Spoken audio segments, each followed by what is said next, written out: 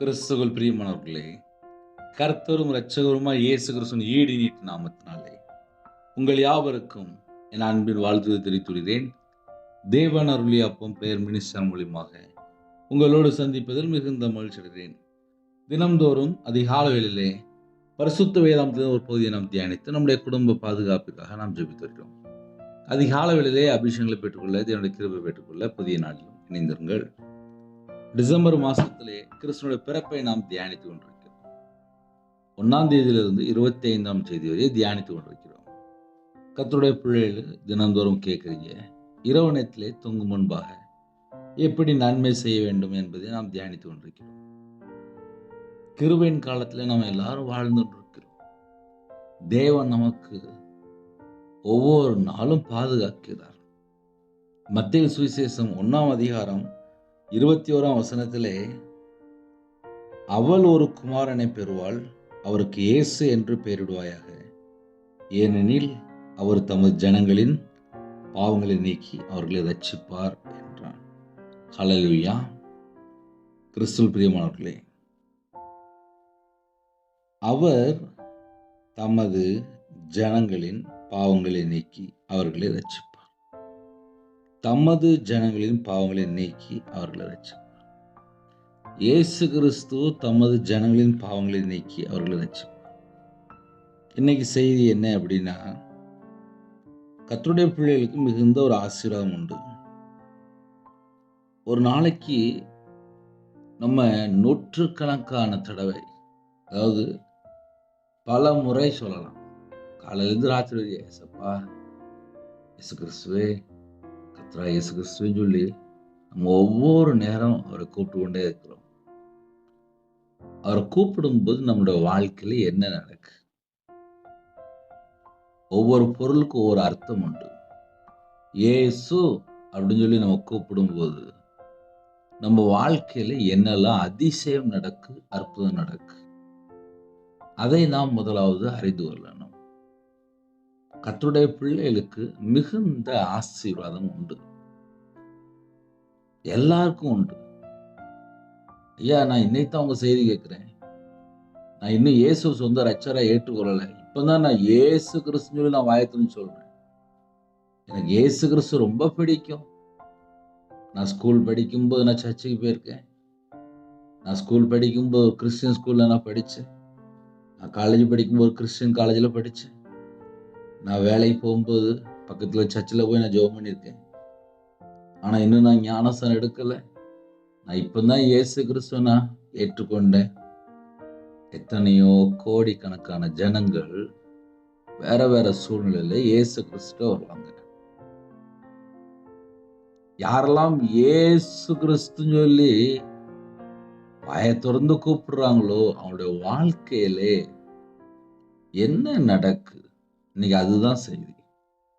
ஏன்னா என்னோட வாழ்க்கையிலே நான் கையில பைபிள் எடுத்து வாசிக்கும் போது பரிசுத்த ஆவியான அநேக காரியங்களை கற்றுக் கொடுத்தார். அதன் மூலியமாக நான் மாந்திரீக கட்டுல இருந்தேன். எனக்கு பல மாந்திரியம் பண்ணி வச்சிருந்தாங்க. விக்கிரத்தினாலே கட்டப்பட்டிருந்தேன். சாபத்துக்குள்ள வாழ்ந்தேன். துன்மார்க்கமான ஒரு வாழ்க்கை, கர்த்தரை விட்டு தள்ளி போய் வாழ்ந்துட்டு இருந்தேன். இயேசு கிறிஸ்து எப்படிப்பட்டவர் எனக்கு அது தெரியாது. என்னோட வாழ்க்கை ஒரு துன்மார்க்கமான வாழ்க்கை.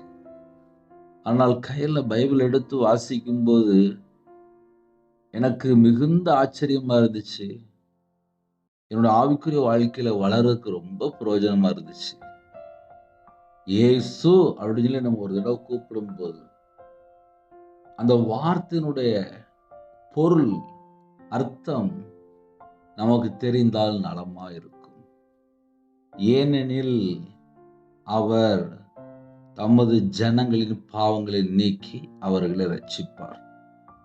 நம்ம இயேசு கிறிஸ்துன்னு சொல்லி கூப்பிடும் போது தமது ஜனங்களின் பாவங்களை நீக்கி, ஐயா நான் இயேசுட்ட வந்துட்டேன் அப்படின்னா நம்ம வாழ்க்கையிலே ஒரு அதிசயம் நடக்கும், ஒரு அற்புதம் நடக்கும். அது என்ன தெரியுமா? நம்முடைய பாவங்களை எல்லாம் நீக்கி நம்மை ரட்சிப்பார். இன்னைக்கு அதுதான் செய்தி. ஐயா, என் வாழ்க்கையில பாவம் இருக்குயா, எனக்கு இயேசு ரொம்ப பிடிக்கும், நான் இயேசுட்டு வந்துட்டேன். சில குடும்பத்துல ஏசப்பா என்னை காப்பாத்துங்க அப்படிம்பாங்க. யாரெல்லாம் இயேசு கிறிஸ்துவே என்னை காப்பாத்துங்க அப்படின்னு சொல்லி அவரை நோக்கி யாரெல்லாம் இந்த உலகத்துல கோடிக்கணக்கான ஜனங்கள் கூப்பிட்டு இருக்காங்க. அப்ப என்ன நடக்கு? உங்களோட வாழ்க்கையில என்ன நடக்கு? அதுதானே இன்னைக்கு முக்கியம். ஏன்னா 2016 நான் முழு நேரம் ஊழியத்துக்கு வந்தேன். வியாபாரத்துல இருக்கும்போது மாந்திரிகம் விக்கிரத்துல கட்டப்பட்டிருந்தேன். துன்மார்க்கமான வாழ்க்கை. எனக்கு இயேசு எப்படிப்பட்டவர் எனக்கு தெரியாது. கர்த்தருடைய கிருபையினாலே நான் சின்ன வயசுல சர்ச்சுக்கு போன பையன்தான். மற்றபடி எனக்கு ஆவிக்குரிய வாழ்க்கையில வளரல. சர்ச்சில் தான் மேரேஜ் முடிஞ்சது.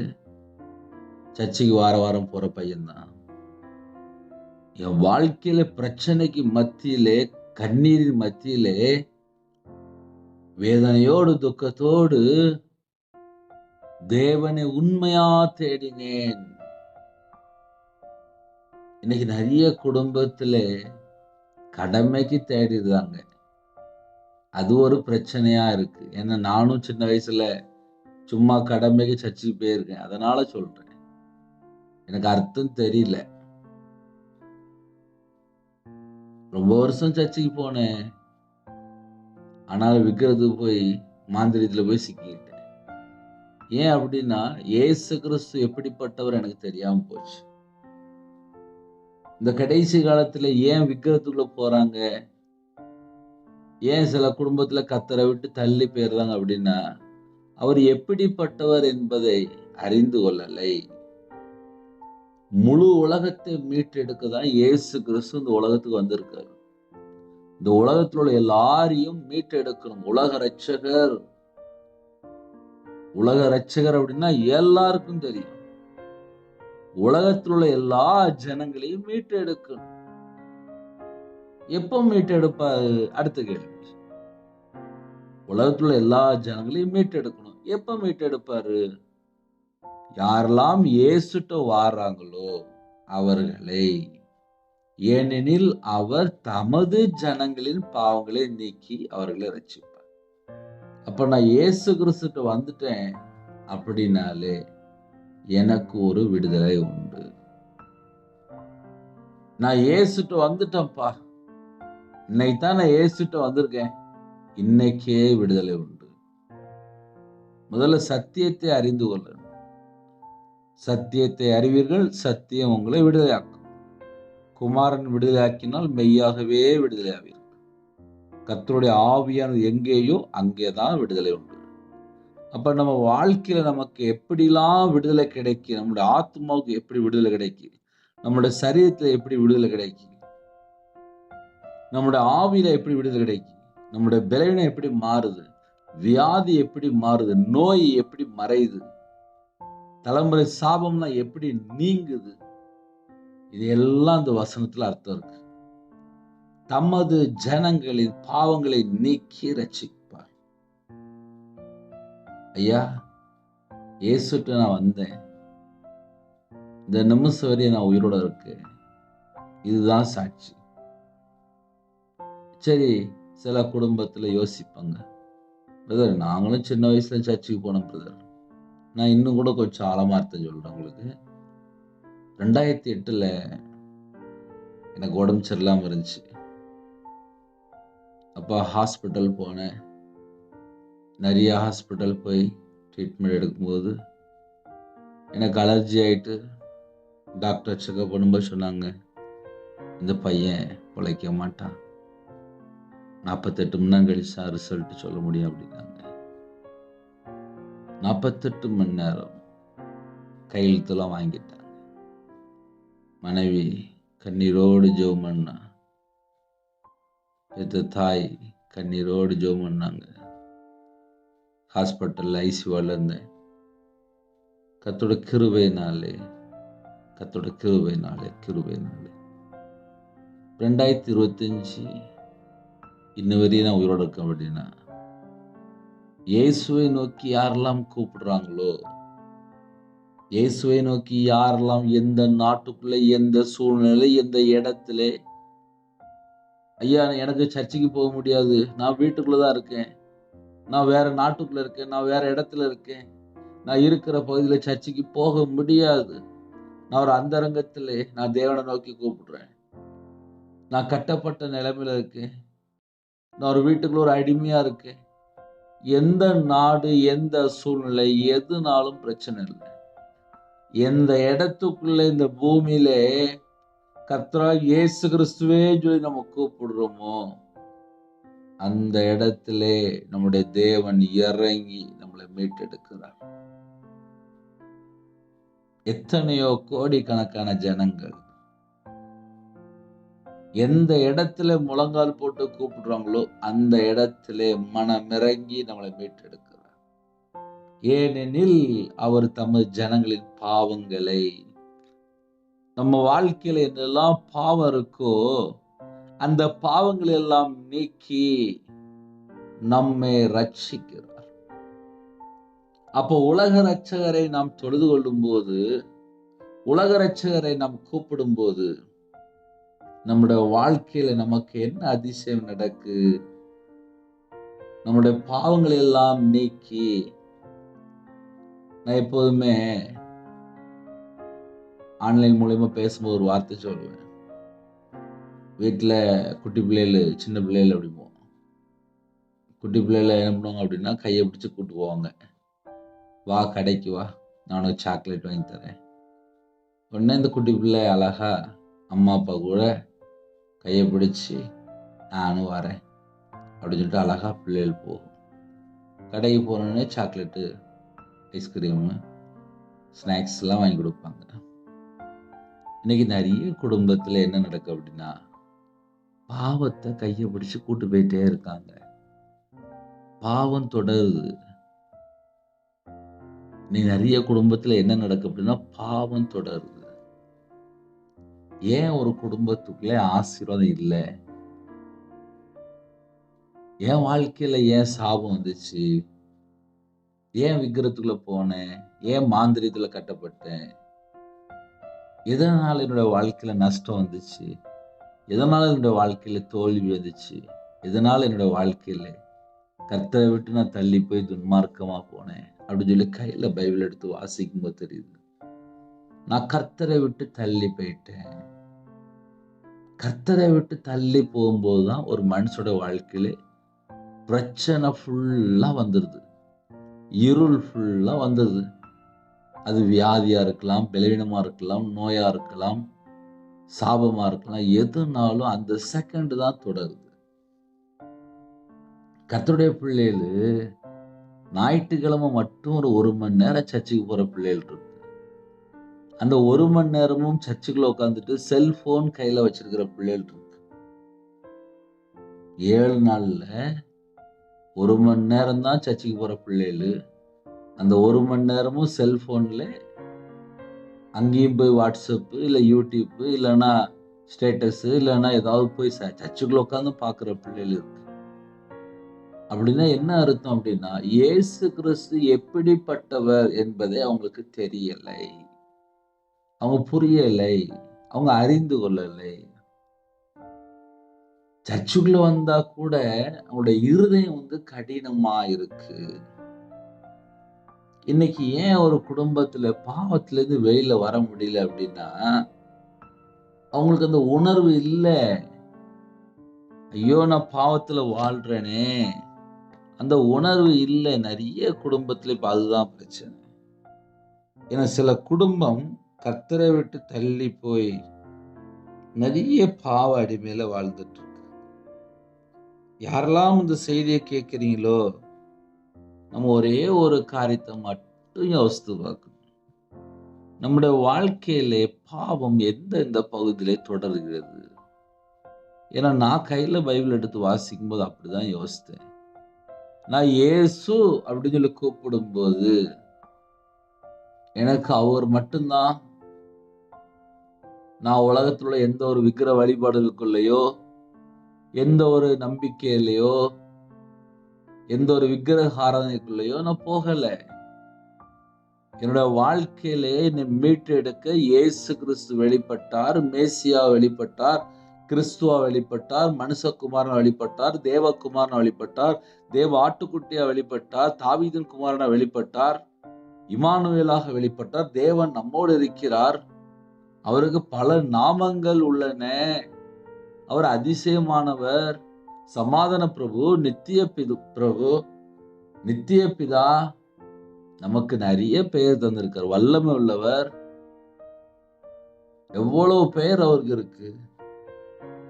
அவர் எப்படிப்பட்டவர் என்பதை அறிந்து கொண்டால் நமக்கு விடுதலை. இன்னைக்கு ஏன் நிறைய குடும்பத்துல விடுதலை இல்லை அப்படின்னா, இயேசு கிறிஸ்து எப்படிப்பட்டவர் என்பது அவங்களுக்கு தெரிய மாட்டேங்குது. பிரச்சனை இப்ப அங்கதான் இருக்கு.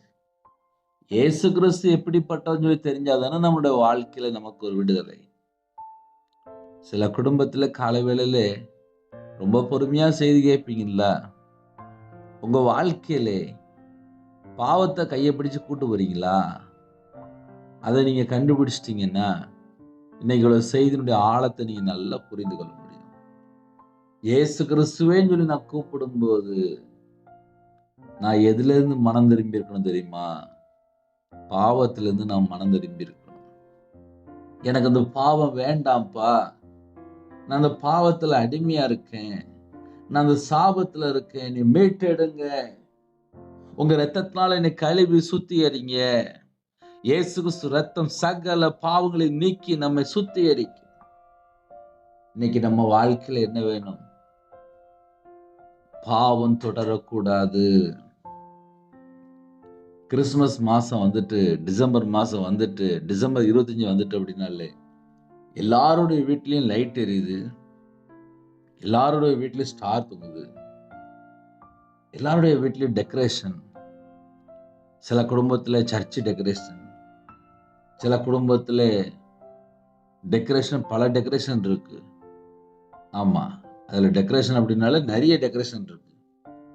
சர்ச்சுக்கு போகும்போது கிட்டத்தட்ட பல செலவு பண்ணி எல்லாம் நம்ம போறோம்.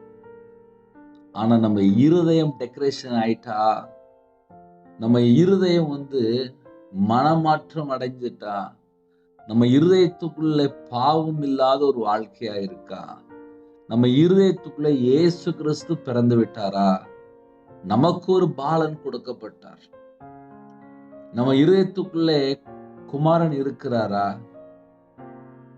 இன்னைக்கு நிறைய இருதயத்துக்குள்ளே உலக கவலை, உலக மயக்கம், உலக சிற்றின்பம், செல்போன் மயக்கம், காம விகாரம், மோக இச்சை, துர் இச்சை, அசுத்த இச்சைகள், பாவ அடிமை, உலகத்துல எத்தனை பாவம் இருக்கோ அது எல்லாம் இருதயத்துக்குள்ளதான் உள்ள என்டர் ஆகுது. இயேசு கிறிஸ்துவே அப்படின்னு சொல்லி நான் கூப்பிடும் போது, என் இருதயத்துக்குள்ள இயேசு கிறிஸ்து வரும்போது எந்த ஒரு பாவமும் தொடரக்கூடாது. அந்த தெளிந்த புத்தி நமக்கு இருக்கும் போதுதான் நம்ம வாழ்க்கை விடுதலையாகும். இன்னைக்கு நிறையவருடைய வாழ்க்கையில ஏன் விடுதலை இல்லை, ஏன் ஆசீர்வாதம் இல்லை அப்படின்னா, பாவத்தை கையை பிடிச்சு கூட்டு போயிட்டு இருக்காங்க. ஸ்கூலுக்கு போகும்போது பிள்ளைகளை கூட்டு போற மாதிரி, அதுல இருந்து வெளியில வர மாட்டேன்னு சொல்லி அடம் பிடிக்கிறாங்க. நான் 2016 முழு நேர ஊழியத்துக்கு வந்தேன். கையில பைபிள் எடுத்து வாசிக்கும்போது ஒவ்வொரு வசனம் எனக்கு புதுசா இருந்துச்சு. சர்ச்சில் 365 நாளும் காலையில நைட்டு உண்டு. சர்ச்சில் உள்ள மக்கள் எப்படி இருக்கிறாங்க, வீடு விசிட்டிங் போகும்போது எல்லா வீட்டையும் பார்ப்பேன். சில குடும்பத்துல பார்த்தா ஆச்சரியமா இருக்கும், ஆனா சில குடும்பத்துல பார்த்தா வேதனையா இருக்கும், சில குடும்பத்துல பார்த்தா துக்கமா இருக்கும், சில குடும்பத்துல பார்த்தா எனக்கே கண்ணீர் வந்துடும். அப்ப என்ன அர்த்தம் அப்படின்னா, 5 வருஷம் இருக்கும், சர்ச்சுக்கு வர மாட்டாங்க, சர்ச்சு பக்கம் வரவே மாட்டாங்க. அவங்க வீட்டுல போகும்போது என்ன கம்ப்ளைண்ட் சொல்லுவாங்க அப்படின்னா, மேய்ப்பன் எங்க வீட்டுக்கு வரல அப்படிம்பாங்க. நானும் அப்படியா, மேய்ப்பன் வரலையா அப்படின்னு சொல்லி கேட்டுட்டு அப்படியே கண்ணீர் வடிச்சிட்டு போயிடுவேன். ஐயோ, இந்த வீட்டுல யாருமே பார்க்க வரலையா அப்படின்னு சொல்லிட்டு கண்ணீர் வடிச்சிட்டு போயிடுவேன். ஆலயம் திறந்துதான் இருக்கு, 24 மணி நேரம் ஆலயம் திறந்துதான் இருக்கு. ஆனா அந்த வீட்டுல எல்லாம் போய் பார்க்கும்போது மேய்ப்பன் எங்க வீட்டுக்கு வரமாட்டேங்காங்க அப்படின்னு தான் சொல்லுவாங்க தவிர, அந்த வீட்டுல போய் பார்த்தா காலையிலேருந்து ராத்திரி வரையும் ஒரே சினிமா படம் தான் ஓடிட்டு இருக்கும். ஆனா மேய்ப்பன் வரல. பக்கத்துல சர்ச் இருக்கு. 1/2 கிலோமீட்டர் தான். ஆனா சர்ச்சுக்கு வரமாட்டாங்க. ஆனா மேய்ப்பன் எங்க வீட்டுக்கு வரல அப்படிம்பாங்க. எத்தனையோ கிராமத்துல, எத்தனையோ ஊர்ல ஆலயம் திறக்கப்பட்டிருக்கு. ஆலயத்துக்குள்ள போய் இயேசு கிறிஸ்துவே என்னுடைய பாவத்தை மன்னியும் அந்த வார்த்தை உணர்ந்து வாயை திறந்து சொல்லணும். எங்க வீட்டுக்கு மேய்ப்பன் வரல, எங்க வீட்டுக்கு பாஸ்டர் வரல, எங்க வீட்டுக்கு சபையில் வரல, எங்க வீட்டுக்கு யாரும் வரல, உட்காந்து வீட்டுல உட்காந்து சொல்லிட்டு இருப்பாங்க. வீட்டுல உட்காந்து நல்லா படம் பார்த்துட்டு இருப்பாங்க. எப்போ பாவம் மன்னிக்கப்படும்? இதை ஏன் உங்களுக்கு சொல்லி தரேன் அப்படின்னா, நான் ஊழியத்துல வந்ததுக்கு அப்புறம் நிறைய குடும்பத்தை போய் நேரடியா விசிட்டிங் பண்ணியிருக்கேன். ஏன் இன்னும் ரட்சிக்கப்படல? ஏன் இன்னும் மனம் திரும்பல? ஏன் அவங்க கையில பைபிள் எடுத்து வாசிக்க மாட்டுக்காங்க? ஏன் தேவனை தேட மாட்டுக்காங்க? ஏன் தண்ணி அடிக்க போறாங்க? ஏன் ஒரு மனுஷன் விபச்சார பாவத்துக்குள்ள போயிடுறான்? ஏன் ஒரு குடும்பத்துல இச்சையில போய் சிக்கி கொள்றான்? ஏன் ஒரு குடும்பத்துல வியாதி தொடருது? ஏன் ஒரு குடும்பத்துல பலவிதமான பிரச்சனைக்குள்ள போய் சிக்கி கொள்றாங்க? ஏன் சாபத்துக்குள்ள போறாங்க? ஏன் தரித்திரம் வருது? ஏன் பஞ்சம் வருது? ஏன் கஷ்டம் வருது? ஏன் ஏன் ஏன் சொல்லி என் இதயத்துக்குள்ள நிறைய கேள்விகள் உண்டு. சரி ஐயா, உங்க இதயத்துல ஏன் இவ்வளவு கேள்வி வந்துச்சு அப்படின்னா, நானும் சின்ன வயசுல சர்ச்சைக்கு போன பையன்தான். என் வாழ்க்கையில ஒரு 50, 55 லட்ச ரூபா கடன் வந்துச்சு. நானும் வியாபாரத்தை விட்டு சொந்த வீடெல்லாம் வித்து, நகையெல்லாம் வித்து நடு ரோட்டுக்கு வந்த ஆளு. சொந்த ஊரே வேணாம்னு சொல்லி விட்டுட்டு போன ஆளு. ரொம்ப பொறுமையா உட்காந்து யோசிச்சேன். நான் எங்க தப்பு பண்ணியிருக்கேன்? என் வாழ்க்கையில என்ன தப்பு நடந்துச்சு? 7 நாளும் கையில பைபிள் எடுத்து வாசிக்க மாட்டேன். 7 நாளும் ஜெபம் பண்ண மாட்டேன். 7 நாளும் தேவனை தேட மாட்டேன். 7 நாள் வாழ்க்கை இஷ்டம் போல நல்லா தாறுமாறான வாழ்க்கை. ஒரு துன்மார்க்கமான வாழ்க்கை. நல்ல வீட்டுல நானும் எல்லாரும் போல கடையில வியாபாரத்துல இருக்கும்போது ஒரு டிவி வாங்கி வச்சுட்டு நானும் படம் பார்த்துருக்கேன். ஒரு மனுஷன் பாவத்தை வெறுக்கணும், மனம் திரும்பணும். நான் பாவமும் செய்வேன், நான் இயேசுவும் தேடுவேன் அப்படின்னா என்னைக்கு பாவத்துல இருந்து மனம் திரும்ப முடியும்? என்னைக்கு பாவத்துல இருந்து வெளியில வர முடியும்? என்னைக்கு ரட்சிக்கப்பட முடியும்? என்னைக்கு ஆவிக்குரிய வாழ்க்கையில வளர முடியும்? பாவத்துல இருந்து வெளியில வந்தா மட்டும்தான் இயேசு கிறிஸ்து மீட்டெடுப்பார். நான் மறுபடியும் பாவம் செய்வேன், நான் மறுபடியும் பாவத்துக்குள்ள போவேன் அப்படின்னா அவரு பாப்பாரு, நீ சர்ச்சுக்குள்ளே வந்தியப்பா, நீ இன்னும் மனம் திரும்பலையே. அதை சிம்பிளா எப்படி சொன்னா புரியும் அப்படின்னா, ஒரு வேலைக்காக லட்சக்கணக்கா லஞ்சம் கொடுத்துருக்காங்க. சில காரியத்தை சாதிக்கிறதுக்காக லஞ்சம் கொடுக்குறாங்க. அவங்களுக்கு சில தேவைகள் உண்டு, அதை எப்படியாவது நிறைவேற்றுறதுக்காக லஞ்சம் கொடுக்குறாங்க. லஞ்சம் கொடுக்கும்போது இயேசு அந்த இடத்துல எப்படி இருப்பாரு? நம்ம யோசித்து பார்ப்போமே. டிசம்பர் மாசம் 25ஆம் தேதி கோடிக்கணக்கான ஜனங்கள் தண்ணி அடிக்கிறாங்க, மது அருந்துறாங்க. அன்னைக்கு கோடிக்கணக்கான சேல்ஸ் ஆகுதான். அனைத்து அதிகமான சேல்ஸ் ஆகுதான். கிறிஸ்துனுடைய பிறப்புனால என்ன தெரியுமா அர்த்தம்? ஜனங்களை மீட்டெடுக்க வந்தார். காலையில சர்ச்சைக்கும் போறாங்க. அப்புறம் லைட்டா சில குடும்பத்துல எந்த பக்கமாவது போய் என்ன அர்த்தம்? மனம் திரும்பலன்னு அர்த்தம். ஒரு பாவி மனம் திரும்பினால் பரலோகத்திலே மிகுந்த சந்தோஷம் உண்டு. ஐயா, நாங்க எத்தனை செய்தி கேட்டாலும் நாங்க மனம் திரும்ப மாட்டோம் ஐயா அப்படின்னா, நம்ம 1000 தடவை இயேசுன்னு சொல்லி கூப்பிட்டாலும் நம்ம பாவங்கள் மன்னிக்கப்படணும், நம்ம பாவத்துல இருந்து வெளியில வரணும் அப்படின்னா முதல்ல நான் மனம் திரும்பி இருக்கணும். என் வாழ்க்கையுள்ள காரியத்தை நான் சொல்றேனே. நான் வியாபாரத்துல இருந்தேன். வியாபாரத்துல இருக்கும்போது நிறைய சம்பாதிச்சுட்டு இருந்தேன். மாந்திரியத்துல கட்டப்பட்டேன். விக்கிரத்துக்கு பல லட்சங்கள் கொடுத்து மனுஷனை நம்பி கொடுத்து ஏமாந்துருக்கேன். நம்பிக்கை ஜாஸ்தியா இருக்கும், வைராக்கியம் ஜாஸ்தியா இருக்கும். ஆனா இயேசு எப்படிப்பட்டவர் எனக்கு தெரியாது. வியாபாரத்துல இருக்கனால எப்படினாலும் பணம் சம்பாதிச்சிடலாம் அந்த நம்பிக்கை. சின்ன வயசுல இருந்து நான் ட்ரைனிங் எடுத்ததுனால அதனால வைராக்கியம் உண்டு. நம்ம எப்படினாலும் இழந்து போன மறுபடியும் வியாபாரத்துல சம்பாதிச்சிடலாம்.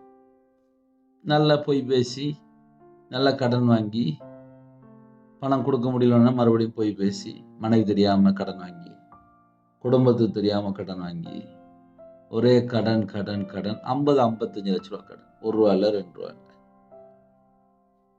என்னைக்கு கையில பைபிள் எடுத்து வாசிக்க ஆரம்பிச்சனோ, பொய் பேசக்கூடாதுன்னு சொல்லி தீர்மானம் எடுத்தேன். பொய்யே வேண்டாம். வியாபாரத்துல இருக்கும்போது என்ன யோசனை அப்படின்னா, 2015ல பொய் பேசலாம் நாசம் அடைவார்னு சொல்லி போட்டுருந்துச்சு. பொய் பேசும்போது அந்த ஜெபம் கர்த்தருக்கு அருவருப்பானதான். ஒரு மனுஷன் பொய் பேசிட்டுங்க அப்படின்னா அவங்களுடைய ஜெபம் வந்து கர்த்தருக்கு அருவருப்பானதான். நான் வியாபாரத்துல இருக்கும்போது பொய் பேசிட்டு இருந்தேன். அதுக்கப்புறம் என்னோட வாழ்க்கையில எங்கெல்லாம் தவறு இருக்கு, எதனால பொய் பேசுறேன், எந்த மனுஷனை பயந்ததுனால பொய் பேசுறேன், ஏன் அடிக்கடி பொய் பேசுறேன், ஒவ்வொன்றா கண்டுபிடிக்க ஆரம்பிச்சேன். பரிசுத்த ஆவியானவர் உதவி செய்ய ஆரம்பிச்சார். எங்கெல்லாம் கர்த்தரை விட்டு தள்ளி போறேன், கையில பைபிள் எடுத்து வாசிக்க ஆரம்பிச்சேன். ஒரு பாவி மனம் திரும்பணுமா, என் வாழ்க்கையில பாவத்தை எல்லாம் மன்னிப்பீங்களாப்பா, பாவியா என் மேல கிருபையா இருப்பீங்களா? எனக்கு அந்த ஒரு வேர்டு ரொம்ப பிடிக்கும். பாவியா என் மேல கிருபையா இருப்பீங்களா, பாவியா என் மேல கிருபையா இருப்பீங்களா, பாவியா என் மேல கிருபையா இருப்பீங்களா, என் பாவத்தை மன்னிப்பீங்களா? ஏன்னா விக்கிரத்துக்கு மாந்திரித்து 13 லட்சம் கொடுத்தவன், ₹1 ₹2 கொடுக்கல, மனுஷனை நம்பி 13 லட்சம் கொடுத்துருக்கேன். நான் சின்ன வயசுல சர்ச்சுக்கு போனா கூட விக்கிரத்துக்குள்ள போய் சாபத்துக்குள்ள போய் ஒரு மனுஷனை நம்பி மாந்திரியம் விக்கிரத்துக்குலாம் 13 லட்சம் கொடுத்துருக்கேன்னா எந்த அளவுக்கு நான் அடிமையா வாழ்ந்திருக்கேன். இந்த அடிமையிலிருந்து என்னை மீட்டெடுப்பீங்களாப்பா, என்னை மீட்டெடுப்பீங்களா? என்னுடைய பாவத்தை, என்னுடைய அக்கிரமத்தை, என்னுடைய துன்மார்க்கமான காரியத்தை மன்னிப்பீங்களா? தலைமுறை சாபத்தை நீக்குவீங்களா? கண்ணீரோடு ஜெபிக்க ஆரம்பிச்சேன். இதையே உங்களுக்கு காலையில் சொல்லித்தரேன் அப்படின்னா, ஒரு குடும்பம் மனம் திரும்பி ஜெபம் பண்ணால் அந்த ஜெபத்துக்கு உடனே பதில் வரும். அந்த குடும்பம் மீட்டெடுப்பாரு. இன்னைக்கு நிறைய குடும்பத்துல எதனால இன்னும் அந்த ஒரு முழு ரட்சிப்புகள் வரல அப்படின்னா, பாவம் தொடரும். நிறையருடைய வாழ்க்கையில பாவம் மறுபடியும் மறுபடியும் செஞ்சுட்டே இருப்பாங்க. இந்த பாவம் மறுபடியும் மறுபடியும் செய்யறாங்கன்னா என்ன அர்த்தம் அப்படின்னா, ஞாயிற்றுக்கிழமை கடமை சர்ச்சுக்கு போயிடுவாங்க, அப்புறம் வீட்டுல பகல்ல சும்மா இருப்பாங்க, மறுபடியும் சினிமா படம், மறுபடியும் நாடகம், மறுபடியும் எதையாவது வீடியோ பார்த்துட்டு மறுபடியும் அதே பழைய பாவத்துக்குள்ளே போயிடுவாங்க.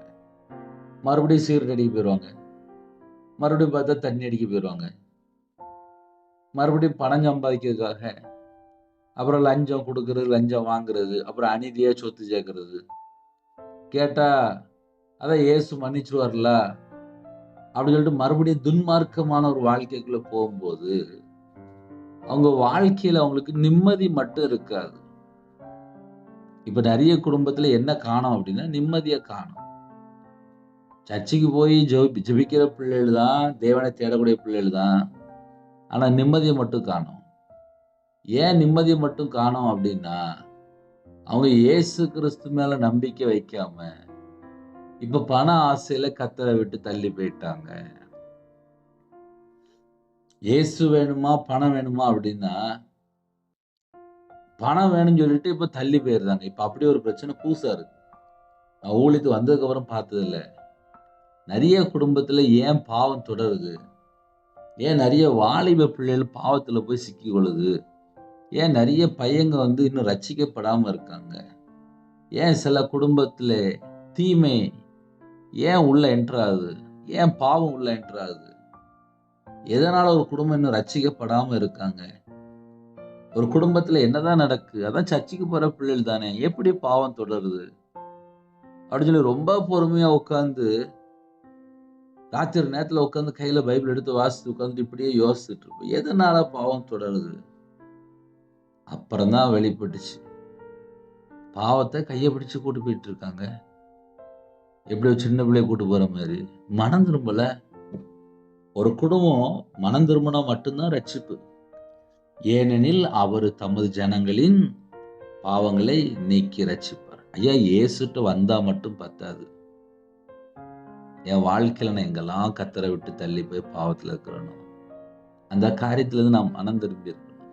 எனக்கு இந்த பாவம் வேண்டாம்ப்பா, இந்த பாவத்தை நான் வெறுக்கிறேன்ப்பா, இது ஒரு தவறான காரியம்ப்பா, இது ஒரு தவறான தொடர்புப்பா, இது ஒரு தவறான செயல்பா, இப்படிப்பட்ட ஒரு பாவியா நான் இருக்கிறேன்ப்பா, என் பாவத்தை மன்னிங்கப்பா, என் அக்கிரமத்தை மன்னிங்கப்பா, என் மீறுதலை மன்னிங்கப்பா, என் தலைமுறை சாபத்தெல்லாம் எடுத்து போடுங்கப்பா, நான் விக்கிரத்துக்கு பணம் கொடுத்துட்டேன்ப்பா, என் வாழ்க்கையில மாந்திரிகம் தொடருப்பா, இதெல்லாம் எடுத்து போடுங்கப்பான்னு சொல்லி.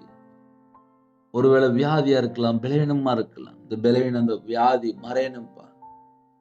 இனிமேல் நான் எந்த ஒரு விக்கிர வழிபாடுகளையும் போக மாட்டேன், எந்த ஒரு பாவத்துக்குள்ளயும் நான் போக மாட்டேன், உங்களை விட்டு நான் தள்ளி போக மாட்டேன். ஒரு குடும்பம் தேவனை எப்படி தேடுறோம், எப்படி தேவனை தேடுனா நமக்கு ஒரு விடுதலை கிடைக்கும். இயேசு தமது ஜனங்களின் பாவங்களை நீக்கி ரட்சிப்பார்.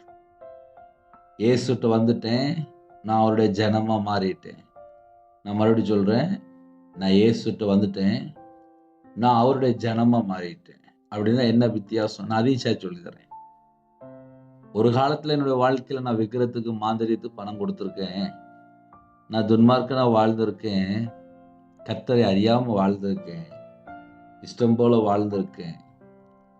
என்னைக்கு இயேசு கிறிஸ்து சொந்த இரட்சகரா ஏற்றுக்கொண்டேனோ, என்னைக்கு நான் பாவத்திலிருந்து மனம் திரும்பி வாழன்னு சொல்லி ஆசைப்பட்டனோ, என்னைக்கு நான் விக்கிரத்திலிருந்து வெளியில வந்தனோ, எனக்கு மாந்திரியத்துல என்னைக்கு ஒரு விடுதலை வேணும்னு சொல்லி நான் ஆசைப்பட்டனோ, ஐயோ என் வாழ்க்கையில நான் கடன்ல கஷ்டப்படுறேனே, என் வாழ்க்கை சாபத்துல இருக்கே, எனக்கு ஒரு விடுதலை வேணும்னு சொல்லி நான் என்னைக்கு ஆசைப்பட்டனோ, நான் இயேசுவை நோக்கி கூப்பிட ஆரம்பிச்சேன். அதே போல சர்ச்சுக்குள்ள வேலை செய்ய ஆரம்பிச்சேன். ஆலயத்துல போய் வேலை செய்ய ஆரம்பிச்சிட்டேன். என்னோட வாழ்க்கையில எனக்கு என்ன கிஃப்ட் கிடைச்சது அப்படின்னா, சர்ச்சில் ஒரு வேலை கிடைச்சதுப்பா. சர்ச்சில் வேலை செய்யும்போது விசுவாசிகள் எப்படி இருக்கிறாங்க, நீதிமான் அப்படி சொல்றோம்ல, பரிசுத்தவான் அப்படின்னு சொல்றோம்ல, மெய்ப்பன் அப்படி சொல்றோம்ல, சபை ஒளிர் அப்படின்னு சொல்றோம்ல, இவங்கெல்லாம் எப்படி இருக்கிறாங்க? ஆலயத்துல போய் வேலை செய்யும்போது, ஒவ்வொரு குடும்பத்தையும் பார்க்கும்போது, என்னுடைய தனிப்பட்ட ஆவிக்குரிய வாழ்க்கையில நான் எந்தெந்த பகுதியில மனம் திரும்பணும், எப்படி எப்படி ஆவிக்குரிய வாழ்க்கையில வளரணும், இதெல்லாம் கற்றுக் கொடுக்க தேவன் ஆலயத்துக்குள்ளே என்னை கொண்டு போனார். அப்போ ஒரு குடும்பம் கர்த்தரை சொந்த இரட்சகரா ஏற்றுக்கொண்டு மனம் திரும்ப ஆரம்பிக்கும் போது, அவங்க முதல்ல சர்ச்சுக்குள்ள ஓயாம போயிட்டு இருப்பாங்க. சரி, சர்ச்சுக்குள்ள நான் பிறந்ததுல இருந்தே நான் சர்ச்சுக்குள்ள தான் ஏன் போறேன், இன்னும் என் வாழ்க்கையில நான் தண்ணி அடிக்கிறேன், இன்னும் என் வாழ்க்கையில ஒரு விபச்சார பாவம் தொடருது, இன்னும் என் வாழ்க்கையில ஒரு விக்கிரகாராதனை இருக்கு, இன்னும் என்னுடைய வாழ்க்கையில சில வியாதி, சில பலவீனம், இன்னும் சில தவறான காரியங்கள், தவறான ஃப்ரெண்ட்ஷிப் இன்னும் என்னுடைய வாழ்க்கையில இருக்கு அப்படின்னா, அந்த பகுதியில இருந்து அவங்க இன்னும் ரட்சிக்கப்படலைன்னு அர்த்தம். எந்த பகுதியில ஒரு மனுஷன் அடிமையா இருக்கிறானோ அந்த இடத்துல இருந்து இயேசுவை கூப்பிடணும். ஐயா, நான் அந்த பாவத்துல அடிமையா இருக்கேன், நான் ஒரு விபச்சாரத்துல அடிமையா இருக்கேன், இந்த விபச்சாரத்துல நீ மன்னிச்சு நீ வெளியில கொண்டு வாங்கப்பா. என் கண்கள் ஒரு இச்சை இருக்கு, இந்த கண்கள் இச்சையில இருந்து நீ வெளியில கொண்டு வாங்கப்பா, இப்படிப்பட்ட பாவத்துல நான் இருக்கிறேன்ப்பா. ஒரு பாவி மனம் திரும்பும் போது பாவத்தை மன்னிக்கிறார், மீட்டெடுக்கிறார், சந்தோஷத்தை தருகிறார், பயத்தை நீக்குகிறார், ரட்சிக்கிறார். இன்னைக்கு செய்தி என்ன அப்படின்னா, இயேசு அப்படின்னு சொல்லி நம்ம ஒரு தடவை கூப்பிடும்போது, இயேசுவை சொந்த இரட்சகரா ஏற்றுக்கொண்டு அவருடைய சமூகத்திலே, அவருடைய பாதபடியிலே, அது எந்த வீடுனாலும் இருக்கலாம். எனக்கு ஒரு காரியம் ஞாபகத்துக்கு வருது. டாக்டரால் கைவிடப்பட்ட நிலைமை. என்ன பிரச்சனை அப்படின்னா, மஞ்ச காமாலை, மகா குடிகாரன், மகா குடிகாரர்.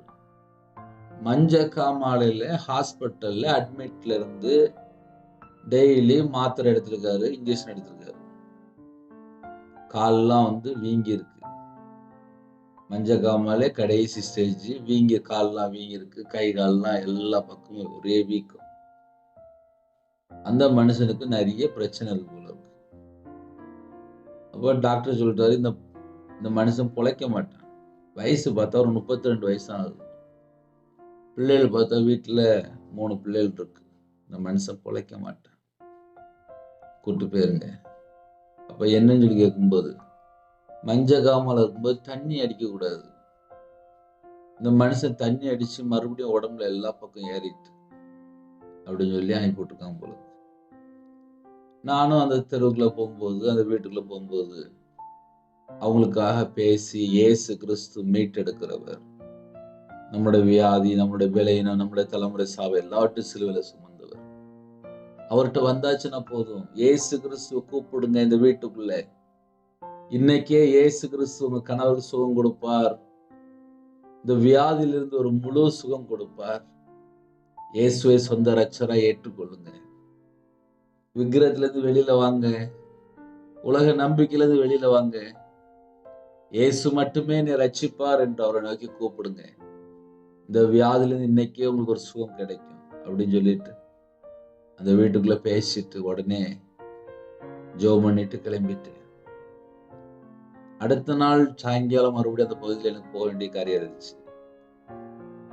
அப்போ அடுத்த வீட்டில் உள்ளவங்க சொன்னாங்க, நீங்க நேற்று அந்த வீட்டுல பேசிட்டு ஜெபம் பண்ணிட்டு போனீங்கல்ல, இன்னைக்கு காலையில அவரு தன் வேலையை செய்ய போயிட்டாரு. வீட்டுக்கு ஜாமான் வாங்க, அவருக்கு குணமாயிட்டு பூர்ணமா சுகம் கிடைச்சிட்டு அவர் அழகா தன்னுடைய வேலை செய்ய போயிட்டாரு. அப்படியா, கர்த்தருக்கு ஸ்தோத்திரம், தேவ நாமம் மகிமைப்பட்டுச்சு அப்படின்னு சொல்லிட்டு நான் பேசாம போயிட்டேன். அதுக்கப்புறம் மறுபடியும் அந்த குடும்பத்தை சந்திக்கும் போது, அந்த குடும்பத்துல வீட்டுல யாரும் இல்லை. அவங்க மறுபடியும் அந்த விக்கிரத்துக்குள்ள தேடி போய் அந்த மனுஷன் கொஞ்ச நாள்ல இறந்து போயிட்டார். எந்தெந்த குடும்பம் கர்த்தரை விட்டு வழி விலகுதோ, மறுபடியும் ஒரு வியாதிக்குள்ளே, ஒரு பலவீனத்துக்குள்ளே சிக்கி கொள்றாங்க. ஏன் ஒரு மனுஷனோட வாழ்க்கையில தலைமுறை சாபம் தொடருது அப்படின்னா, மறுபடியும் ஒரு விக்கிரத்துக்குள்ள போகும்போது, ஒரு வியாதிக்குள்ள போகும்போது அது அவங்கள கொன்றுது. கர்த்தரை விட்டு தள்ளி போனாலே நிறைய பலவீனம், நிறைய நோய். நீ நிறைய குடும்பத்துல என்ன நடக்கு அப்படின்னா, கர்த்தரை விட்டு தள்ளி போயிருந்தாங்க. கர்த்தரை விட்டு தள்ளி போகும்போது நிறைய ஆபத்துக்குள்ள போய் சிக்கி கொள்றாங்க. இயேசுவே மெய்யான தெய்வம் என்பதை அறிந்து கொண்ட பின்பு இன்று எத்தனையோ குடும்பத்துல விக்கிரத்துக்குள்ள போறாங்க, எத்தனையோ குடும்பத்துக்குள்ள பாவத்துக்குள்ள போறாங்க, எத்தனையோ குடும்பத்திலே கர்த்தரை விட்டு தள்ளி போயிருக்காங்க. கர்த்தரை விட்டு தள்ளி போகும்போதுதான் அவனோட வாழ்க்கையில சில வியாதிகள், சில பிரச்சனைகள், சில போராட்டங்கள் மறுபடியும் தொடருது.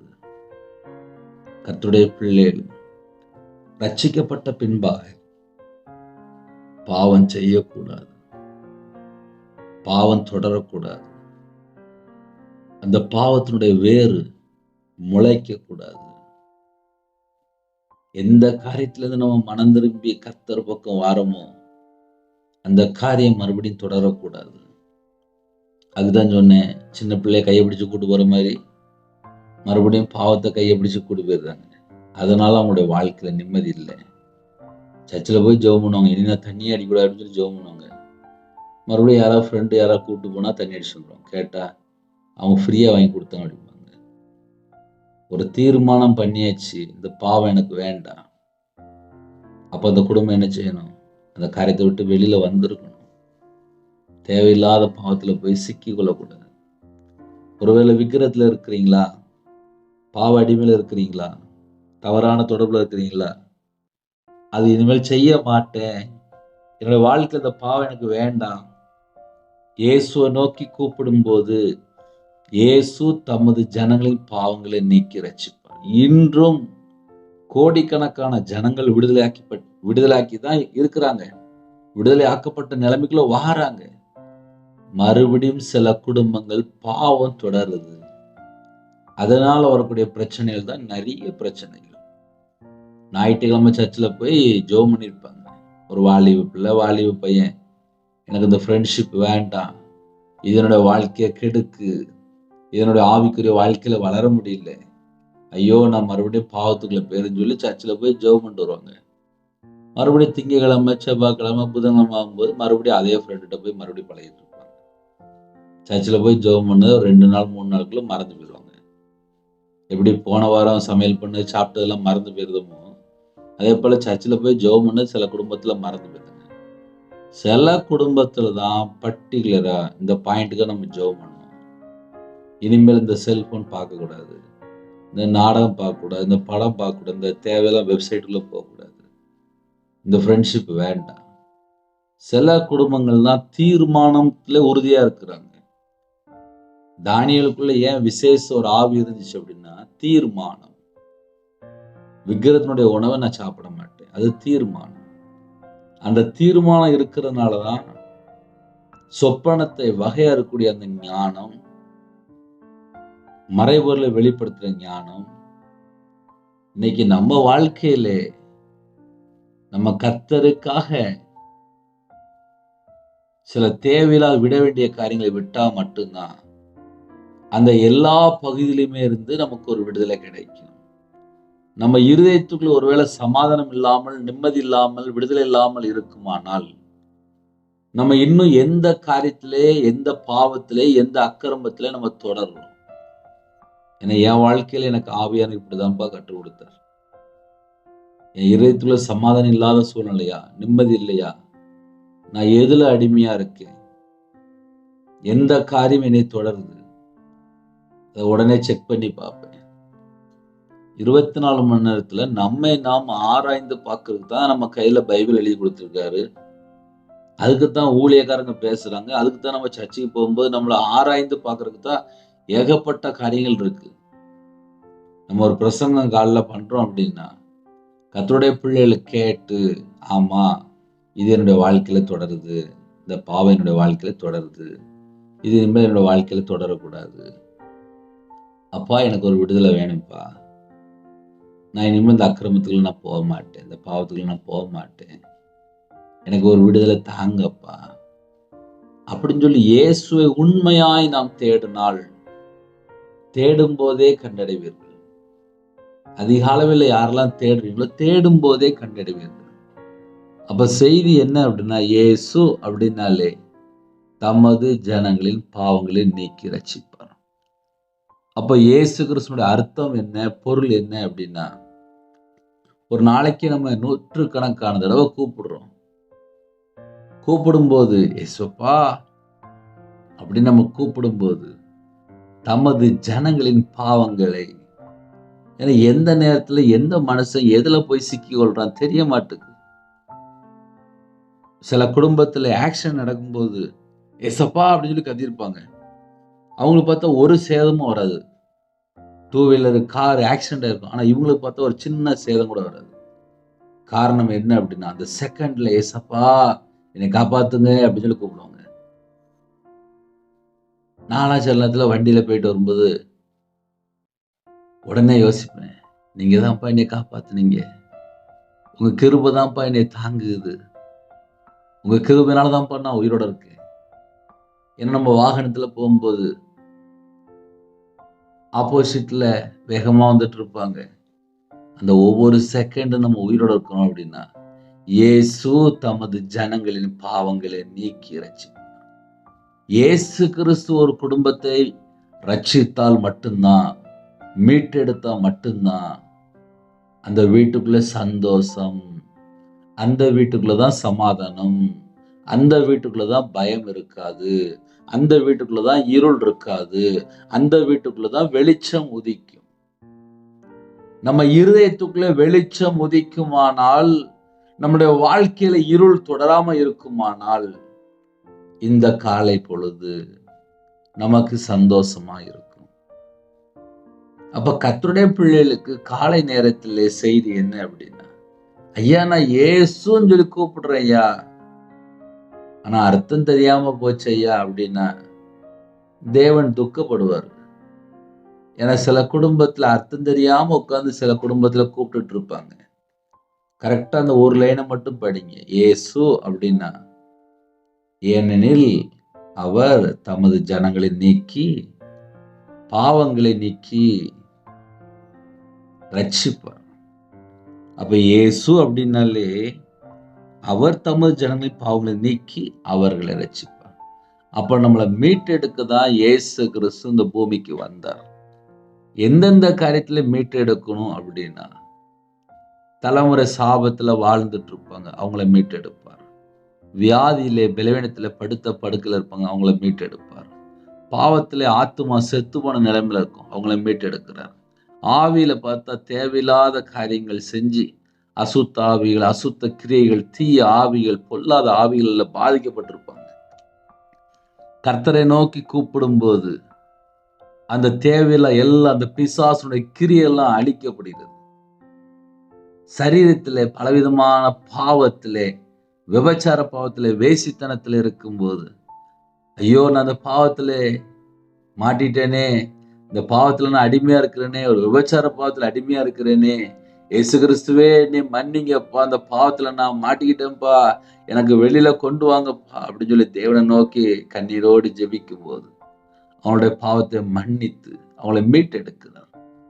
அப்போ உலக ரட்சகர் அப்படின்னா கர்த்தருடைய பிள்ளைகள் அந்த வசனத்துக்கு அந்த அர்த்தத்தை புரிந்து நீங்க அவரை நோக்கி கூப்பிடும் போது உடனே உங்களோட வாழ்க்கையில விடுதலை, உடனே உங்களோட வாழ்க்கையில ஆரோக்கியம், உடனே உங்களோட வாழ்க்கையில ஜீவன், உடனே உங்களோட வாழ்க்கையில ஒரு அதிசயம் நடக்கும், உடனே உங்களோட வாழ்க்கையில ஒரு அற்புதம் நடக்கும். கர்த்தருடைய வல்லமை வெளிப்படும் போது, தேவனுடைய அக்கினி இறங்கி வரும்போது, அவருடைய கிருபை இறங்கி வரும்போது நம்மளை மீட்டு எடுக்கிறார்.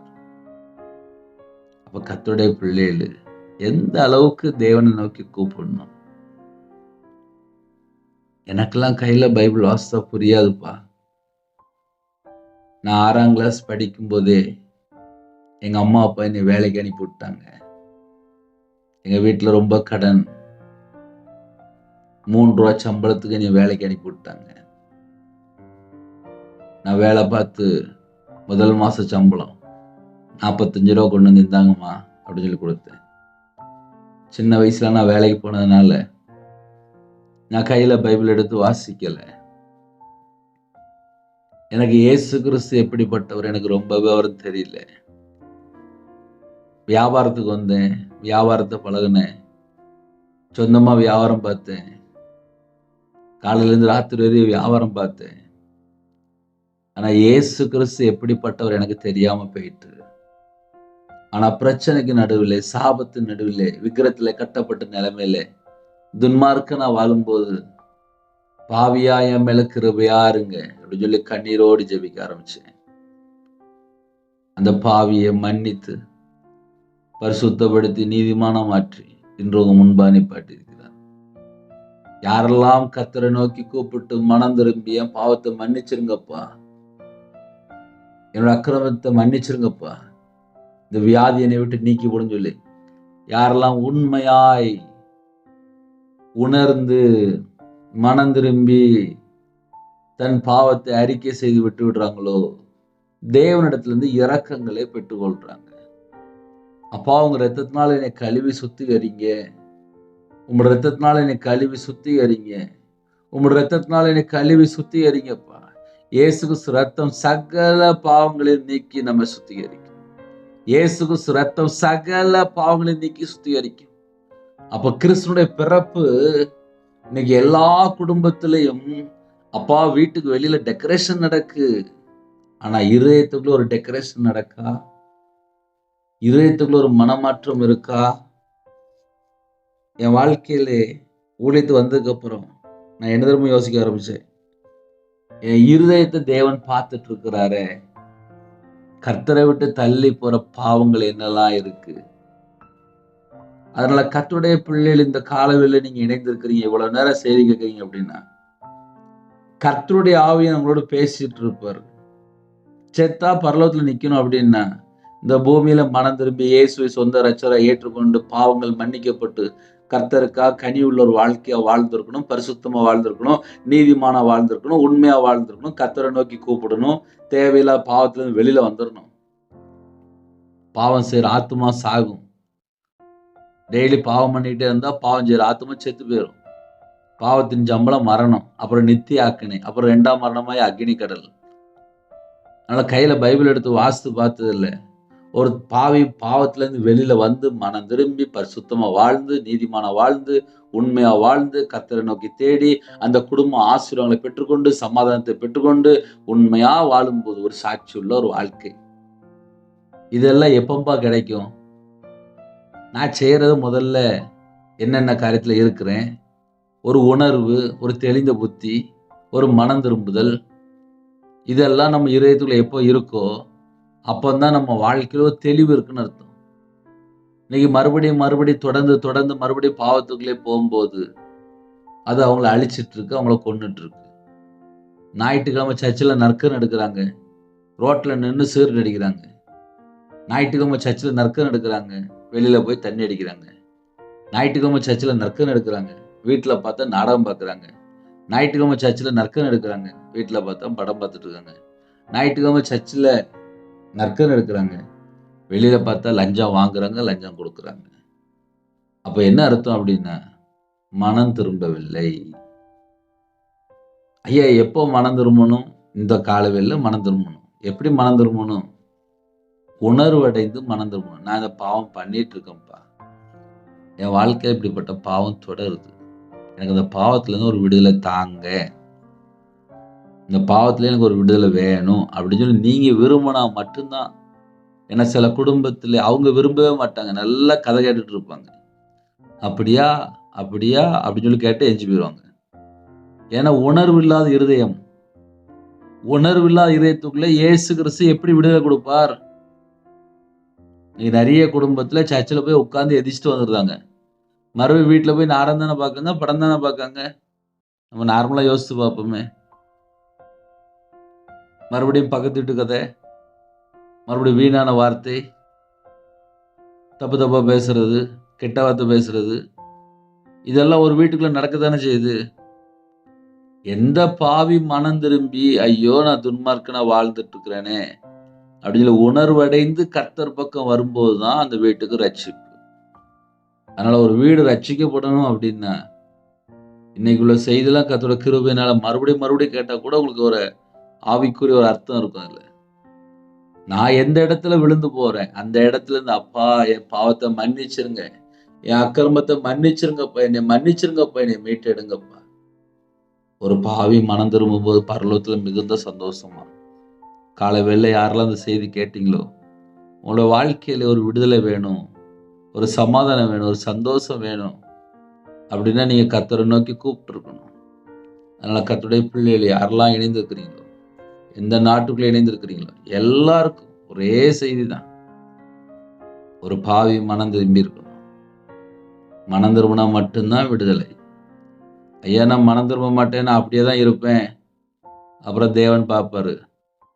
சர்ச்சுக்குள்ள வர இன்னும் மனம் திரும்பாம இருக்கியா, அவர் பார்த்துட்டே இருப்பார். வீடை ஃபுல்லா டெக்கரேஷன் பண்ணிட்டேன், புது ட்ரெஸ்லாம் வாங்கிட்டேன், இன்னும் மனம் திரும்பாம இருக்கியா, இன்னும் பொய் பேசுறியா, இன்னும் களை வாங்குறியா, இன்னும் பாவ அடிமையில் வாழ்றியா, இன்னும் துன்மார்க்கமா வாழ்றியா, இன்னும் விபச்சார அடிமையில் இருக்கியா, இன்னும் மதுபான அடிமையில் இருக்கியா, எல்லாம் தேவனுக்கு தெரியும். ஏன்னா சில குடும்பத்தில் சர்ச்சுக்குள்ளே போயிடுவாங்க, ஆனால் கொயரில் தான் இருப்பாங்க, 10 மணி நேரம் கேம் அடிமையில் இருப்பாங்க, ரட்சிக்கப்பட்டிருக்க மாட்டாங்க. எத்தனை குடும்பம் அப்படி இருக்கு? இந்த கடைசி காலத்துல சர்ச்சைக்கு போற பிள்ளைகள் பாவத்துல அக்கிரமத்துல வாழ்ந்துட்டு இருக்கு. அதனாலதான் சில வீட்டுக்குள்ள ஆசீர்வாதம் இல்லை.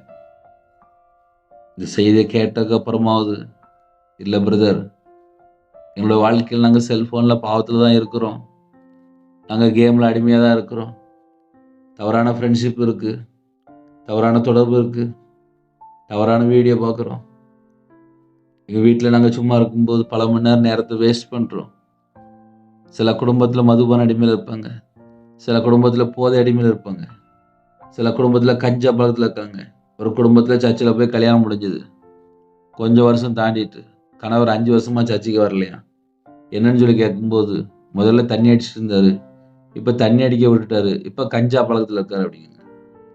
ஆக மொத்தம் சர்ச்சில் கல்யாணம் முடிச்சவங்க தான் ஆரம்பத்தில் தண்ணி அடிச்சிருக்காங்க, சீரட் அடிச்சிருக்காங்க. இப்போ பார்த்தா கஞ்சாக போய் நிற்கி. சில வீட்டில் சர்ச்சில் கல்யாணம் முடித்தவங்க தான் வேற தொடர்பு, விபச்சாரம், எத்தனையோ குடும்பம் இப்படி தாறுமாறாக போயிட்டு இருக்கு. அதுக்கு பேர் என்னன்னா வணங்கா கழுத்துள்ள ஜாதி, இருமாப்புள்ள பிள்ளைகள். சர்ச்சுக்கும் வருவாங்க, மறுபடியும் இந்த பக்கம் போய் பாவத்திலையும் விழுந்துருவாங்க. அப்புறம் என்னோட வாழ்க்கையில பாவம் பாவம் பாவம் சொல்லி உட்காந்து புலம்பிட்டு இருப்பாங்க. யாரெல்லாம் இந்த செய்தி கேட்குறீங்களோ, நம்முடைய வாழ்க்கையில எங்கெல்லாம் கர்த்தரை விட்டு தள்ளி போற காரியங்கள் இருக்கும், அது என்னன்னு சொல்லி கொஞ்சம் ஆழமா யோசித்து பார்த்தால் குடும்பம் ஆசீர்வாதமா இருக்கும். குடும்பம் ஆசீர்வாதமா இருக்கும். ஒரு குடும்பம் ஆசீர்வாதமா இருக்கணும் அப்படின்னா எந்த அளவுக்கு நம்ம தேவனை தேடுறோமோ அந்த அளவுக்கு ஆசீர்வாதம். நம்ம வாழ்க்கை ஆசீர்வாதமா இருக்கணுமா, இன்னைக்கு உள்ள செய்தியெல்லாம் கர்த்தருடைய கிருபையினாலே பாவத்திலிருந்து வெளியில வந்தா மட்டும்தான் ரட்சிப்பு. இயேசு அப்படின்னாலே தமது ஜனங்களின் பாவங்களை நீக்கி ரட்சிப்பார். தமது ஜனங்களின் பாவங்களை நீக்கி ரட்சிப்பார். எந்த நாட்டுக்குள்ள இருந்து செய்தி கேட்டாலும் சரி, இருக்கிற இடத்துல முழங்கால் போட்டு என் பாவத்தை மன்னிங்க, என் அக்கிரமத்தை மன்னிங்கன்னு சொல்லி கேட்டால் உடனே தமது ஜனங்களின் பாவங்களை நீக்கி ரட்சிப்பார். ஒருவேளை இருக்கிற இடத்துல சர்ச் இல்லாமல் இருக்கலாம், ஏதாவது ஒரு பாவத்தில் அந்தரங்கத்தில் அடிமையில வாழ்ந்துட்டு இருக்கலாம், வெளியே தெரியாது. பணம் இருக்கும், சகல செழிப்பு இருக்கும், ஆனால் நிம்மதி மட்டும் இருக்கு. ஏன்னா பாவத்தில் வாழ்ந்துட்டு இருப்பாங்க. நான் அந்த பாவம் பண்ண மாட்டேன், இந்த விபச்சாரம் பண்ண மாட்டேன், இந்த மதுபான அடிமை இனிமேல் தொடர மாட்டேன், எனக்கு இந்த பாவத்தில் எனக்கு வெளியில வரணும், எனக்கு ஒரு விடுதலை தாங்கன்னு சொல்லி கேட்டால் மட்டும்தான் விடுதலை. அப்போ இயேசுன்னு சொல்லி நம்ம கூப்பிடும்போது நம்ம இதயத்தில் எடுத்துக்கணும்னா, அவர் என் பாவத்தை எல்லாம் நீக்கி என்னை மீட்டு எடுப்பார். இயேசு கிறிஸ்து ரத்தம் சகல பாவம் நீக்கி நம்ம சுத்திகரிக்கும். அப்போ நீங்க சொல்லி ஜெபிக்கணும், அப்போ உங்க ரத்தத்தினால என்னை கழுவி சுத்திகரிங்க, உங்க ரத்தத்தினால என்னை கழுவி சுத்திகரிங்க, உங்க ரத்தத்தினால என்னை கழுவி சுத்திகரிங்கப்பா, உங்க ரத்தத்தினால என்னை கழுவி சுத்திகரிங்கப்பா, என்னை சுத்திகரிங்கப்பா, என்னை சுத்திகரிங்கப்பா, என்னை சுத்திகரிங்கப்பான்னு சொல்லி கேட்கும்போது தான் கர்த்தருடைய பிள்ளைகளுக்கு ஒரு மிகுந்த ஒரு ஆசீர்வாதம், மிகுந்த விடுதலை இந்த கால வேளையிலே. அப்படி யாரெல்லாம் நீங்க கேட்குறீங்களோ இந்த நாளிலே நமக்கு விடுதலை செய்ய அவர் ஜீவன் உள்ள தேவனா இருக்கிறார். நமக்காக பிதான வலது வருஷத்துல பரிந்து பேசி கொண்டிருக்கிறார். சர்வ லோகத்தை மீட்டெடுக்க கிருபதர பலியாக வெளிப்பட்டவர். அதனால காலவேளை யாரெல்லாம் இணைந்திருக்கிறீங்களோ தேவனை நோக்கி கூப்பிடுவோம். உங்க குடும்பத்துல கர்த்தர் ஒரு விடுதலை செய்வார். இருக்கிற இடத்துல கண்களை மூடி நாம் ஜெபம் செய்வோம். எங்களை அதிகமாய் நேசிகள் அன்பு பரிசுத்தம் நல்ல பிதாவே, நன்றி எடுத்து சொல்கிறோம்ப்பா. உம்முடைய பாதத்தில் அர்ப்பணிக்கிறோம்ப்பா. எங்களை மீட்டெடுக்க தேவகுமாரனை வெளிப்பட்டீங்க. எங்களை மீட்டெடுக்கதான்ப்பா மனுஷகுமாரனை வெளிப்பட்டீங்க. இம்மானுவேலா வெளிப்பட்டீங்க. தாவீதின் குமாரனை வெளிப்பட்டீங்க. மனுஷகுமாரனை வெளிப்பட்டீங்கப்பா. யாரெல்லாம் இணைந்திருக்காங்களோ, எந்தெந்த பாவத்தில் அடிமை இருக்காங்களோ, பிசாசுடைய பிடியில் இருக்காங்களோ, அப்படிப்பட்ட ஜனங்களை மீட்டெடுக்க பிசாசுடைய கிரியில் அழிக்கும்படிக்கு என்னுடைய குமாரன் வெளிப்பட்டீங்கப்பா. எங்களுக்காக தான்ப்பா வெளிப்பட்டீங்க. சமாதான பிரபு வெளிப்பட்டீங்க, நித்திய பிதா வெளிப்பட்டீங்க, வல்லமை உள்ள கர்த்தா வெளிப்பட்டீங்கப்பா. எல்லா குடும்பத்தையுமே உம்முடைய பாதத்தில் அர்ப்பணிக்கிறோம். ஜெபிக்கிற குடும்பங்கள் இயேசு கிறிஸ்து நாமத்தினால் ஆசீர்வதிக்கப்படட்டும்பா, விடுவிக்கப்படட்டும்பா. பாவத்திலிருந்து வெளியில் வர கிருபை செய்யுங்க. இந்த நாளிலும் உங்க பிள்ளையோட நீங்க பேசியிருக்கிறீங்க. இந்த வருஷத்துல நாங்க இத்தனை நாள் உயிரோட இருக்கிறோம் அப்படின்னா கர்த்தருடைய கிருபை. எங்களோட வாழ்க்கை கர்த்தருடைய கிருபை. நாங்க உயிரோட இருக்கணும் கர்த்தருடைய கிருபை. ஜீவனை தந்திருக்கீங்க கர்த்தருடைய கிருபை. உம்முடைய பாதத்தில் அர்ப்பணிக்கிறோம்ப்பா. உண்மை நன்றியோடு துதிக்கிறோம்ப்பா. கொடுக்கப்பட்ட ஒவ்வொரு வார்த்தைக்கா ஸ்தோத்திரம் ஸ்தோத்திரம் ஸ்தோத்திரம் ஸ்தோத்திரம் ஸ்தோத்திரம் ஸ்தோத்திரம்ப்பா. இணைந்திருக்கிற எல்லா குடும்பத்தையும் உம்முடைய ஜீவனுக்குள்ள அர்ப்பணிக்கிறோம்ப்பா. ஸ்தோத்திரம் ஸ்தோத்திரம் ஸ்தோத்திரம்ப்பா. நன்றியோடு உண்மை துதிக்கிறோம் ஸ்தோத்திரம்ப்பா. எந்த நாட்டுக்குள்ள எந்த இடத்துல அப்பா உபத்திரத்தோடு தேவனை தேடுறாங்களோ அந்த குடும்பத்தை கர்த்தர் மீட்டு எடுக்கணும்ப்பா. எல்லா குடும்பத்தை கர்த்தர் ரட்சிக்கணும்ப்பா. இந்த வருஷம் நாங்கள் டிசம்பர் மாதம் 25ஆம் தேதி கிறிஸ்துவோட பிறப்பை நாங்கள் கொண்டாடும் போது எங்க இதயத்துக்குள்ள ஒரு மனமாற்றம் இருக்கணும்ப்பா. எங்க இதயத்துக்குள்ள உலக ரட்சகர் இருக்கணும்ப்பா. எங்க இதயத்துக்குள்ளே இந்த உலகத்துல பாவ காரியம் இருக்கக்கூடாதுப்பா. எங்களுக்கு அப்படிப்பட்ட ஒரு ஆண்டா தாங்கப்பா. அப்படிப்பட்ட ஒரு வாழ்க்கையை தாங்கப்பா. மீட்டெடுங்கப்பா, மீட்டெடுங்கப்பா, மீட்டெடுங்கப்பா. ஒவ்வொரு குடும்பத்துடைய அக்கிரமம், பாவம் எல்லாவற்றையும் சிலுவையில சுமந்தவரே, உம்மை அழைக்கிறோம் ராஜா. எங்களுடைய பாவத்தை நீக்கி எங்களை மீட்டெடுக்க தானப்பா அந்த உலகத்துக்கு வந்தீங்க. உம்மை அழைக்கிறோம்ப்பா. ஒவ்வொரு குடும்பத்தையும் உம்முடைய ஜீவனுக்கு அர்ப்பணிக்கிறோம்ப்பா. யாரெல்லாம் இணைந்திருக்காங்களோ எல்லா குடும்பத்துடைய பாவத்தை எல்லாம், அக்கிரமத்தை எல்லாம் நீக்கி ஒவ்வொரு குடும்பத்தையும் மறுபடியும் ஆசீர்வதிங்கப்பா. சமாதானத்தை தாங்கப்பா. ஒவ்வொரு குடும்பத்தையும் கர்த்தர் மீட்டு எடுங்கப்பா. கர்த்தர் மீட்டு எடுங்கப்பா. கர்த்தர் மீட்டு எடுங்கப்பா. உங்களுடைய ரத்தத்தினால கழுவி சுத்திகரிங்கப்பா. எந்தெந்த குடும்பத்துல அப்பா பாவத்திலிருந்து மனம் திரும்ப வேண்டும் என்று அறிக்கை செய்றாங்களோ, அவங்களுடைய பாவத்தை, அக்கிரமத்தை எல்லாம் கழுவி சுத்திகரிங்கப்பா. உமக்காக சாட்சியுள்ள ஒரு வாழ்க்கையை வாழ கர்த்தர் கிருபை தாங்கப்பா. அப்பா எந்தெந்த காரியத்துல நாங்க கர்த்தரை விட்டு தள்ளி போனோமோ, அந்த எல்லா பாவத்தை எல்லாம் நீக்கி, அப்பா அந்த எல்லா பாவத்தை எல்லாம் மன்னித்து, அந்த எல்லா அக்கிரமத்தை எல்லாம் மன்னித்து, அந்த எல்லா மீது துன்மார்க்கமான காரியம் எல்லாவற்றையும் நீக்கி, உங்க பிள்ளைகளை மறுபடியும் சுத்திகரிங்க. சுத்திகரிங்கப்பா, சுத்திகரிங்கப்பா. கிருபையின் காலத்தில் எங்களுக்கு ஜீவனை தந்தீங்களே ஸ்தோத்திரம்ப்பா. எங்களை மீட்டெடுக்க அப்பா அந்த பூமியில இறங்கி வந்தீங்களே உமக்கு ஸ்தோத்திரம்ப்பா. இந்த நாளில் ஜெபித்த எல்லா குடும்பத்தையும் கர்த்தர் ஆசீர்வதிங்கப்பா. பாவத்திலிருந்து அப்பா நீக்கி உங்க பிள்ளைகளை பரிசுத்தப்படுத்தி ஆசீர்வதிங்க. பாவத்தை மன்னித்து ஆசீர்வதிங்க. கிருபையின் காலத்திலே அப்பா மனம் இறங்குங்கப்பா. மனம் இறங்குங்கப்பா. ஒவ்வொரு குடும்பத்துக்கும் மனம் இறங்குங்கப்பா. உம்முடைய கிருபையினால் நிரப்புங்கப்பா. நிரப்பப்பட்ட பாத்திரமா மாறட்டும். இயேசு கிறிஸ்து ரத்தத்தினால கழுவப்பட்டு கர்த்தருக்கு பிரயோஜனமான பாத்திரமா மாறட்டும். உங்க பிள்ளைகளை இந்த நாளில் கர்த்தர் மீட்டெடுத்த கிருபைக்காக உம்மை நன்றியோடு துதிக்கிற சொல்கிறோம்ப்பா. நன்றியோடு துதிக்கிற சொல்கிறோம்ப்பா. ஜெபிக்கிற எல்லா குடும்பமும் இயேசு கிறிஸ்து நாமத்தினால் ஆசீர்வதிக்கப்படும். பிறந்த நாள், திருமண நாள் யாரெல்லாம் கொண்டாடுறவங்களோ கர்த்தருடைய கரம் பிள்ளைகளை தொட்டு ஆசீர்வதிக்கப்படும். கற்பத்தை நீங்க ஜெபிக்கிறங்க. கர்த்தர் மனம் இருங்க. மாசமா இருக்காங்க. ஆசீர்வதித்த கிருபைக்காக நன்றி. டெலிவரி போறாங்க. கர்த்தர் கூட இருங்க. திருமண தேவைக்காக ஜெபிக்கிறோம். வாசல் திறந்து விடுங்க. எக்ஸாம் எழுதிட்டு இருக்காங்க. பிள்ளைகளை கர்த்தர் தொடுங்க. யாரெல்லாம் வெளிநாட்டில் இருக்காங்களோ பிள்ளைகளோட கர்த்தர் கூட இருங்க. வேற நாட்டுக்குள்ளே திருமணத்துக்கு ஆயத்தமா இருக்காங்க. ஏற்ற துணையை தாங்க. ரட்சிக்கப்பட்டிருக்கணும்ப்பா. பாவத்திலிருந்து மனம் திரும்பி இருக்கணும். கர்த்தர் கிருபை செய்யுங்க. திருமணம் முடிந்ததுக்கு அப்புறம் எந்த பாவத்துல அடிமையில இருக்கிறாங்களோ இந்த நாளில் கர்த்தருடைய ஆவியான திட்டமா பேசின கிருபைக்கா ஸ்தோத்திரம், ஸ்தோத்திரம், ஸ்தோத்திரம். அப்போ அந்த வருஷத்துல கிறிஸ்துவனுடைய பிறப்பை நாங்க கொண்டாடும் போது எங்க இதயத்துக்குள்ளே கிறிஸ்து பிறந்திருக்கணும். அப்படிப்பட்ட ஒரு ஆண்டா எங்களை மாற்றிட்டாங்க. உம்முடைய ஜீவனுக்கு அர்ப்பணிக்கிறோம்ப்பா. குறைகள், குற்றங்கள், பாவங்கள், அக்கிரமங்கள், மீறுதல் எல்லாவற்றையும் கர்த்தர் மன்னித்து உம்முடைய ரத்தத்தினால கழுவி சுத்திகரித்து ஆசீர்வதிங்க. இந்த நாளை உம்முடைய கருத்தில் அர்ப்பணிக்கிறோம். கடன் பிரச்சனை இருக்கிற ஜனங்கள் உண்டுப்பா. அந்த தேவைகள் எல்லாவற்றையும் சந்திங்கப்பா. இந்த நாளிலும் வெளிநாட்டில் இருக்கிற குடும்பத்தை கர்த்தர் வேலை அடைங்க. உம்முடைய ஜீவனுக்கு அர்ப்பணிக்கிறோம்ப்பா. நிறைய குடும்பத்துல கவர்மெண்ட் எக்ஸாம் எழுதி வெயிட்டிங்ல இருக்காங்கப்பா. கர்த்தர் வாசல் திறந்து விடுங்க. வீடு கட்டுறது தடையா இருக்கு. சில நாட்டுக்குள்ளே அப்பா சில சூழ்நிலையில இருக்கிறாங்கப்பா. அவங்க இருக்கிற பகுதியிலே கர்த்தர் விசேஷமா சகல விதமான வாசல் திறந்து ஆசீர்வதிக்க கர்த்தருடைய கரத்துல எங்களை அர்ப்பணிக்கிறோம்ப்பா. எத்தனையோ தேசத்துக்குள்ளே அப்பா இரவு மூலமா ஜெபிக்கிறாங்க. அந்த பிள்ளைகளை கர்த்தர் தொட்டு ஆசீர்வதிங்க. யாரெல்லாம் இணைந்திருக்காங்களோ வேதனையோடு துக்கத்தோடு இணைந்திருக்காங்களோ அந்த குடும்பத்தோட எல்லா குறைகள், குற்றங்கள் எல்லாவற்றையும் கர்த்தர் மன்னித்து உங்க பிள்ளைகளை 1000 மடங்கு ஆசீர்வதிங்க, ஆசீர்வதிங்க, ஆசீர்வதிங்க. சில தேசத்துக்குள்ளே அப்பா வியாதியோடு படுத்த படுக்கையில் இருக்காங்க. அந்த படுத்த படுக்கை எல்லாவற்றையும் மாற்றித்தாங்க. எல்லாவற்றையும் மாற்றித்தாங்க. எல்லாவற்றையும் மாற்றித்தாங்க. எல்லாவற்றையும் மாற்றித்தாங்க. ஒவ்வொரு குடும்பத்துக்கும் ஒரு விடுதலை கட்டிடுங்க. சுகத்தை கட்டிடுங்க. ஆரோக்கியத்தை கட்டிடுங்க. உங்க நாம மகிமைப்படட்டும். உங்களோட ரத்த கோட்டைக்குள்ள வேலை அடைங்கப்பா. எல்லா குடும்பத்தை கர்த்தர் கரந்தொட்டு ஆசீர்வதிங்கப்பா. பலவீனத்தை எல்லாம் நீக்கி பூர்ண சுகம் தந்து ஆசீர்வதிங்க. உங்களுடைய கிருபையினால் நிரப்புங்க. உங்களுடைய வல்லமையினால் நிரப்புங்க. உங்களுடைய பிரசன்னத்தால் மூடுங்கப்பா.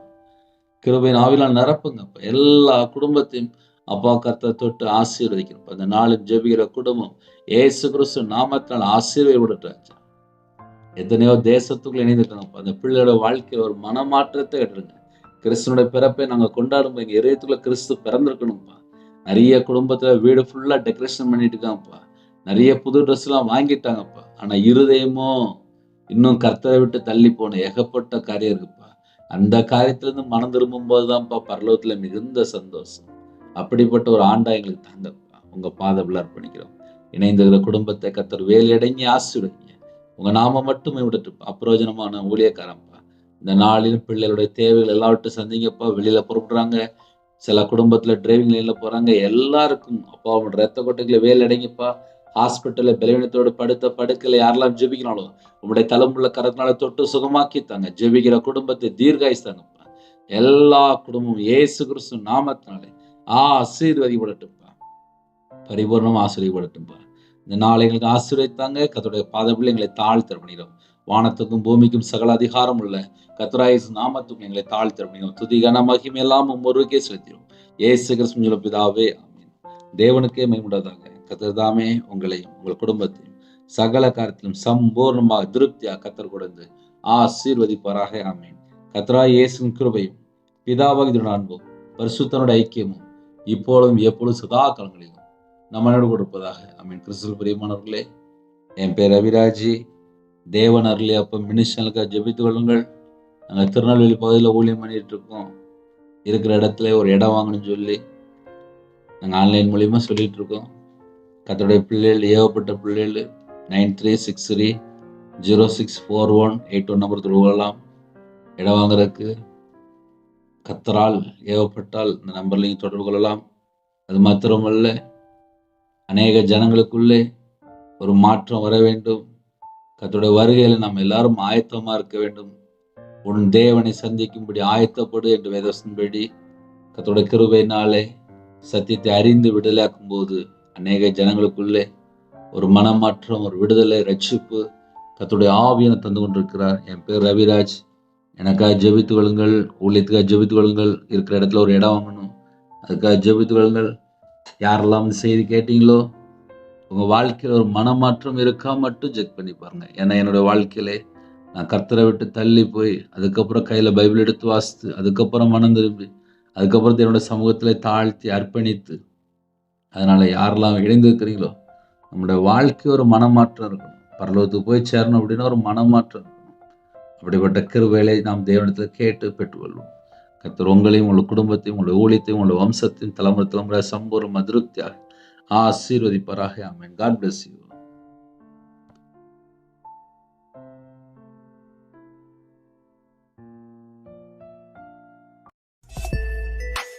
Thanks for watching. Please subscribe our channel. Click the like and share. Click the bell. God bless you.